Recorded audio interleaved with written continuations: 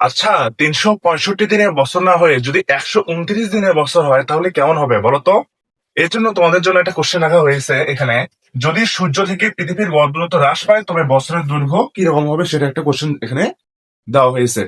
যদি কেপলারের তৃতীয় সূত্র থেকে আমরা জানি পর্যায়কালের বর্গ বা সূর্য থেকে গ্রহের গড় দূরত্বের ঘনমূলের সমানুপাতিক, তাই না? তাহলে এখান থেকে আমরা বুঝতে পারতেছি যদি দৈর্ঘ্য বা সূর্য থেকে গ্রহের যে কোনো গ্রহের গড় দূরত্ব কমে যায় তাহলে পর্যায়কাল যেটা আছে ওটাও কমে যাবে, অর্থাৎ যেটা বছর ছিল একটা ঘুরে একটা বছর চলে আসে ওইটাও কমে যাবে। 365 দিনে বছর না হয়ে 129 দিনে বছর হবে তখনই যখন পৃথিবী থেকে সূর্যের গড় দূরত্ব কমে অর্ধেক হয়ে যাবে।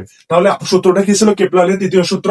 এই যে পর্যায়কালের বর্গ সমানুপাতিক সূর্য থেকে যে কোনো গ্রহের ঘনফলের কি সমানুপাতিক। এখন যদি পৃথিবীর গড় দূরত্ব এইটা যদি হ্রাস পায় তাহলে বছরের দৈর্ঘ্য কি হবে? এটাও হ্রাস পাবে। এটা যদি হ্রাস পায়, এটা হ্রাস পালে যেহেতু সমানুপাতিক সম্পর্ক তাহলে এটাও কি হবে? হ্রাস পাবে। হ্রাস পায় কমে যাবে। তার মানে এখানে কারেক্ট আনসার হবে এ নাম্বারটা।